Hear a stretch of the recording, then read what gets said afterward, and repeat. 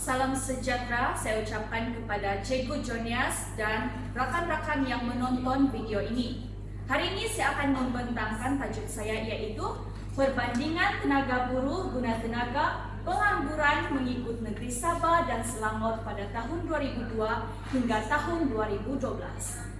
Dalam pengenalan ini saya akan menerangkan tentang tenaga buruh guna tenaga dan pengangguran. Sekarang saya akan menerangkan tentang tenaga buruh terlebih dahulu. Tenaga buruh merupakan golongan penduduk dalam usia kerja 15 tahun hingga 64 tahun yang sedang bekerja atau sedang aktif mencari pekerjaan, tidak termasuk suri rumah dan pelajar. Guna tenaga pula merupakan tenaga buruh yang digunakan dalam pekerjaan produktif untuk mengeluarkan output negara. Manakala pengangguran merupakan suatu keadaan di mana seseorang yang tergolong dalam tenaga buruh ingin mendapatkan pekerjaan tetapi belum memperolehinya. Mari kita masuk dalam latar belakang kajian. Latar belakang kajian yang pertama ialah terlalu memilih pekerjaan. Sikap individu yang terlalu memilih pekerjaan ini menyebabkan pengangguran. Di Malaysia, kira-kira 400,000 yang menganggur. Dan kekosongan tersebut telah direbut oleh warga asing. Seperti yang dikatakan oleh Datu Dr. Subramaniam berkata, sifat individu yang terlalu memilih pekerjaan menyebabkan mereka sukar mendapat pekerjaan dan menyebabkan pertambahan warga asing ke dalam negara. Kita lihat dalam latar belakang kajian yang seterusnya, yaitu kelemahan pihak institusi pengajian. Kelemahan pihak institusi pengajian ini menyebabkan graduan yang keluar daripada institusi itu sukar memperolehi pekerjaan. Hal ini kerana kekurangan latihan industri. Apabila graduan yang tidak mempunyai latihan industri yang mencukupi, ini akan menyukarkan mereka untuk mendapat suatu pekerjaan, dan ini akan menyebabkan pengangguran dalam kalangan graduan. Hal ini kerana sesetengah pihak institusi pengajian tidak membantu graduan mengharungi cabaran-cabaran dalam industri. Selain itu, sesetengah pihak institusi pengajian juga menawarkan kursus-kursus yang tidak diiktiraf oleh kerajaan. Oleh hal yang demikian, graduan yang baru keluar daripada institusi pengajian sukar untuk mendapat pekerjaan kerana majikan tidak mahu menerima graduan yang tidak mempunyai pengiktirafan daripada kerajaan. Objektif kajian saya ialah yang pertama, mengenal pasti arah aliran tenaga buruh guna tenaga pengangguran mengikut negeri Sabah dan Selangor pada tahun 2002 hingga tahun 2012.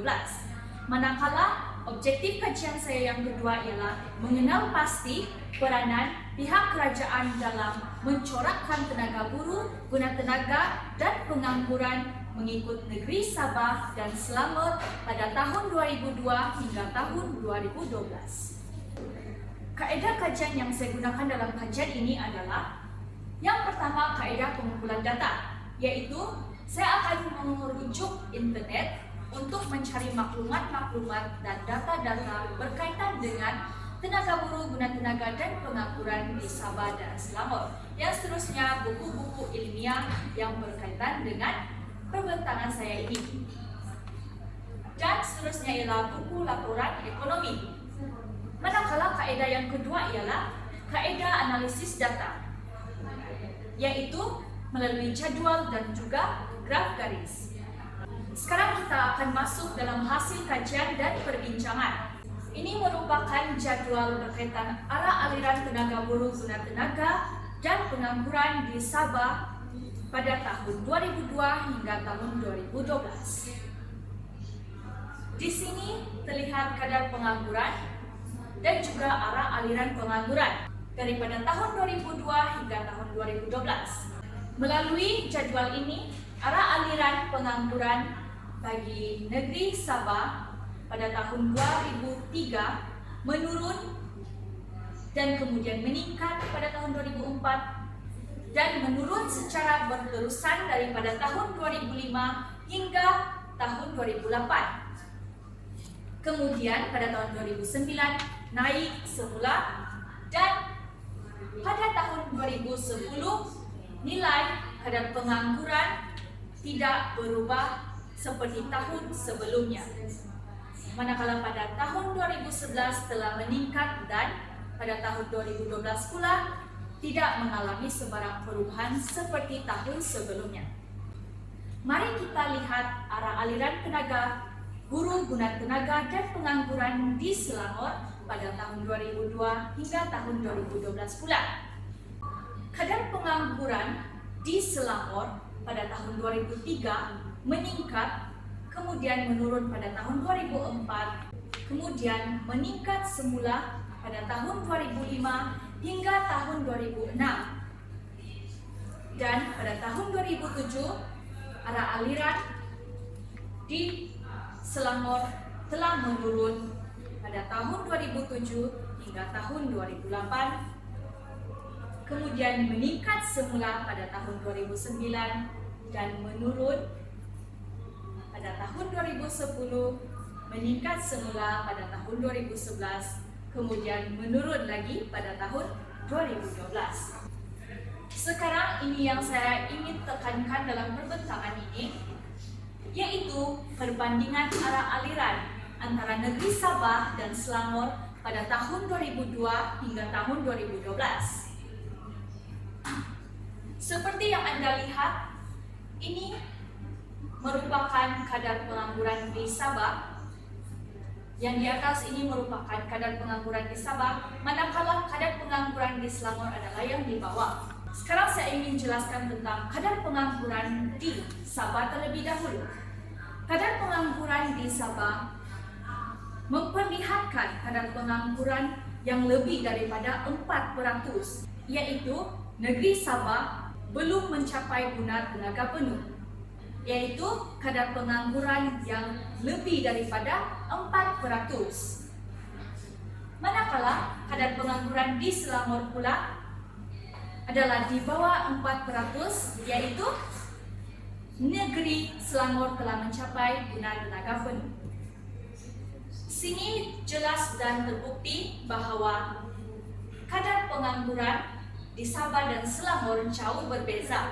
Sekarang saya akan masuk dalam peranan pihak kerajaan dalam mencorakkan pengangguran di Malaysia daripada tahun 2002 hingga tahun 2012. Peranan pihak kerajaan yang pertama dalam mencorakkan pengangguran ialah menambahkan peluang latihan, yaitu melalui penggunaan lebih meluas tabung pembangunan sumber Malaysia.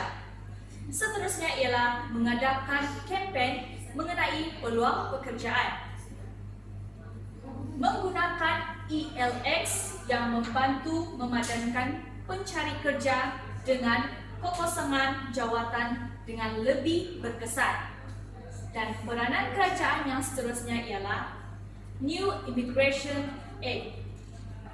Akta ini memberi penalti yang berat kepada majikan yang menggajikan pendatang asing tanpa izin di negara.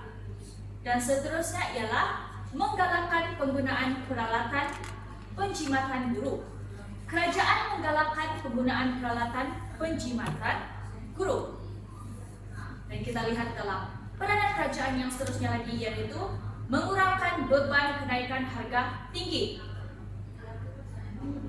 dengan cara meningkatkan bantuan kepada warga emas, OKU dan anak yatim melalui program-program kebajikan. Mari kita lihat peranan kerajaan yang seterusnya. Peranan kerajaan yang seterusnya dalam mencorakkan pengangguran adalah memperkenalkan kios di pusat membeli belah utama. Ini adalah cara untuk membuka atau memberi peluang pekerjaan kepada pekerja tempatan. Seterusnya, mewujudkan 163,000 peluang pekerjaan dan penempatan pekerjaan dan pameran kerjaya. Dan peranan kerajaan yang terakhir dalam pembintangan saya ialah membantu pencari kerja baru melalui program penempatan pekerjaan dan pameran kerjaya. Dalam cadangan dan langkah mengatasi pengangguran, yang pertama ialah mewujudkan laman web khas yang mengandungi maklumat berkaitan pengangguran dalam negara. Yang kedua ialah mengadakan kempen kesedaran berkaitan dengan peluang-peluang pekerjaan yang berada di dalam negara.